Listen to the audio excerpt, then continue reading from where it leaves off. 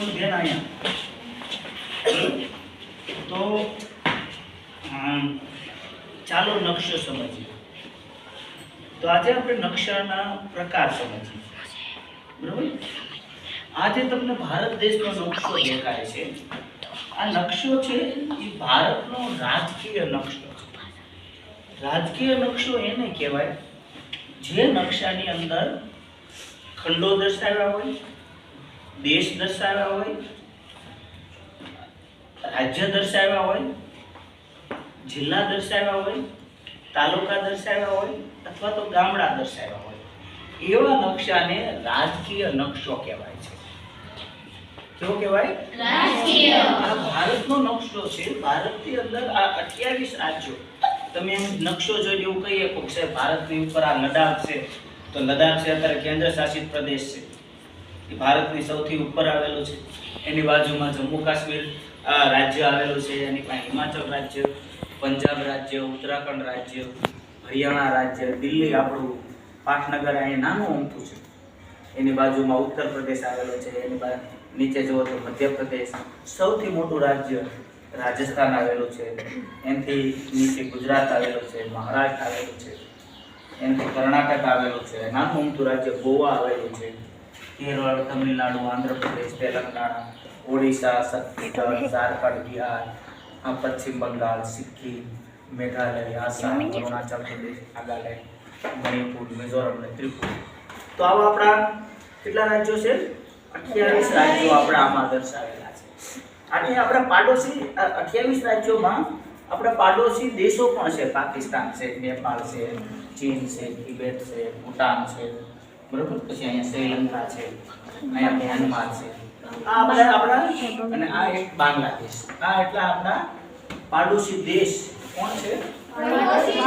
તો જે નકશામાં રાજકીય ખંડો, દેશો, ગામડાઓ, તાલુકાઓ, જિલ્લાઓ દર્શાવો એને કયો નકશો કહેશું? રાજકીય. જે નકશાની અંદર માત્ર ને માત્ર ભૂગોળ દર્શાવેલું, ભૂગોળ દર્શાવેલું. જો આ નકશો છે ને એ ભૂગોળ દર્શાવતો નકશો. તમે જાય આ નકશામાં તમને આમે જેવા રાજ્યો નથી દર્શાવ્યા. તો આ તમને જે પટ્ટો દેખાય છે આ કયા કલરનો છે? આવો છે આ પટ્ટો કોફી કલર. આ જે કોફી કલરનો પટ્ટો દેખાય છે, કોફી કલર આપણને સૂચવે છે કે આ હિમાલય આવે. એટલે હિમાલયના પહાડો અહીંથી ચાલુ કરીને અહીંયા સુધી છે. અને ઊંધી તલવાર જેવા છો અહીંયા પાતળું થતું જાય, પછી જાડું જાડું જાડું અહીંયા ઓલી તલવારની મૂઠ હોય ને એવું. એટલે અહીંયા મોટા મોટા પર્વતો આવેલા છે. કેવડા બધા આવેલા છે? ઠેઠ અરુણાચલ પ્રદેશથી ચાલુ કરી અને ઠેઠ અફઘાનિસ્તાન સુધી વયા જાય છે. આ બધા શું આવેલા છે? પર્વતો આવેલા છે. તો એનો મતલબ એમ કે તમે અહીં ફરવા જાવ તો આ વિસ્તારમાં એટલા પર્વતો, ડુંગરા ડુંગરા ડુંગરા ડુંગરા, એટલે એને પર્વતમાળા, હિમાલયની પર્વતમાળા. કે હિમાલયની 3 પર્વતમાળા છે, બરોબર. મહા હિમાલય, મધ્ય હિમાલય અને શિવાલિકની ટેકરી. એમાં જે શિવાલિકની ટેકરી છે એ આપણા ભારતમાં આવેલી છે. બાકી છે એ બધા અમુક ચીનમાં છે, અમુક પાકિસ્તાન, આપણે અફઘાનિસ્તાનમાં છે, બીજી છે. તો આ બધા પર્વતો. હવે આ તમને જે લીલો કલર દેખાય છે આ બધા મેદાન છે. જો આ ઉત્તરનો મેદાની પ્રદેશ, મેદાની પ્રદેશ એટલે ખેતી એવું હોય. શું હોય છે? અહીંયા રણ પ્રદેશ છે, અહીંયા પછી આ તમે જોશો તો આ સમુદ્ર કિનારાના મેદાન છે. જો પણ તમે વચ્ચે જોશો તો વચ્ચે પાછો બદામી કલર છે. આ બદામી કલરનો મતલબ એમ છે કે આ ઉચ્ચ પ્રદેશ છે. કયો પ્રદેશ છે? માળવાનો ઉચ્ચ પ્રદેશ છે, આ દક્ષિણનો ઉચ્ચ પ્રદેશ છે. એટલે અહીંયા છે ને, અહીંયા જમીન છે ને આમ ઊંચી છે, પર્વત કરતા નાની છે પણ જમીન કરતા ઊંચી છે. એટલે અહીંયા જે વરસાદ પડે ને આટલા વિસ્તાર એ બધી બાજુ વેચાઈ જાય. એટલે જો અમુક નદી આમ જાય છે, અમુક આમ જાય છે, અમુક આમ જાય છે, અમુક આમ. તો આવા નકશા હોય જેમાં પર્વતો હોય, નદીઓ હોય, ખીણો હોય, જંગલો હોય, એને કહેવાય ભૂપૃષ્ઠનો નકશો અથવા તો એને કહેવાય પ્રાકૃતિક નકશો. કેવો નકશો? પ્રાકૃતિક. પ્રાકૃતિક નકશો. સાહેબ તમે કીધું કે આ જે દરિયા કિનારાના છે ત્યાં મેદાનો હોય છે તો આ સાઈડ કેમ નથી? નાની છે એ નાનું ઊંચું મેદાન છે. શું ના લખેલું છે પશ્ચિમ કિનારાના દરિયાનાનું પાતળું મેદાન.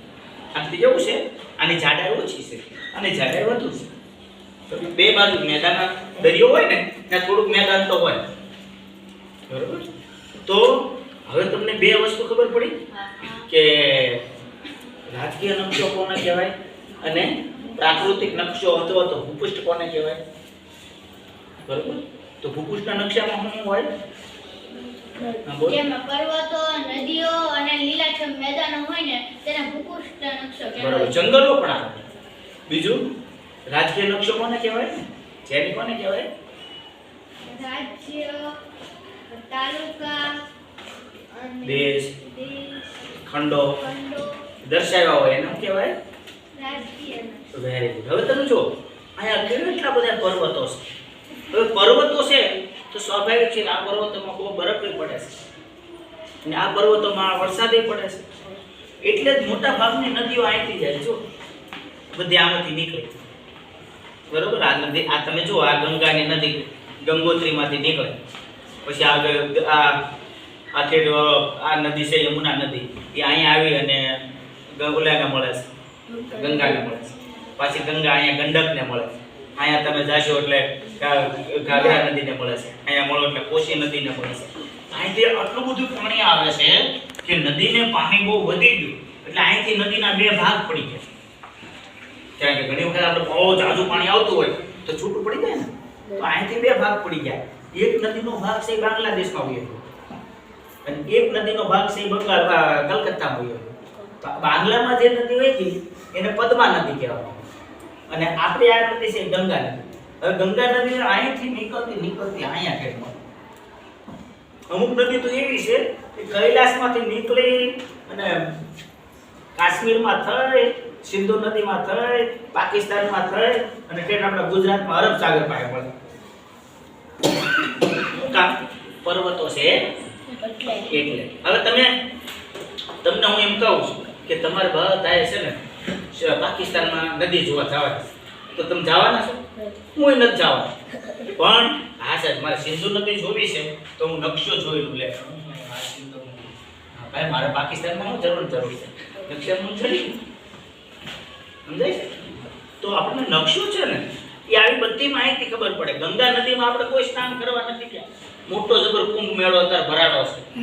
બરોબર. મહાકુંભની વાત છે તો એ મહાકુંભ મેળો છે આ નદી ઉપર બંધાયેલો છે પ્રયાગરાજમાં.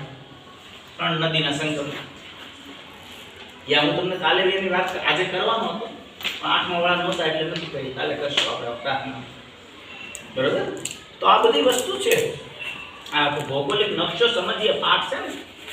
સાહેબ આપણે છે ને આ જે નદીઓ છે એ બીજા દેશમાં વહી જાય તો આપણી કહેવાય કે નહીં? ન કહેવાય. બરોબર. આપણા દેશમાં આવે ને એ આપણી એના દેશમાં હોય એ નહીં. દાખલા તરીકે આ નદી છે બ્રહ્મપુત્રા નદી એ તિબેટમાં થઈને નીકળે છે તો અહીંયા સુધી આ નદી છે ને એ ચાઇનાની કહેવાય. કોની? આમાં જેવી આપણામાં થાય ને એટલે એ નદી આપણી. બરોબર. એના નદીનું પાણી પછી એનું નદી આપવામાં કરી અને પાછી આપણી ગંગા નદીને પદ્મા નદીને મળીને અહીંયા મળી જાય છે. બીજા કોઈ કઈ પ્રશ્ન છે?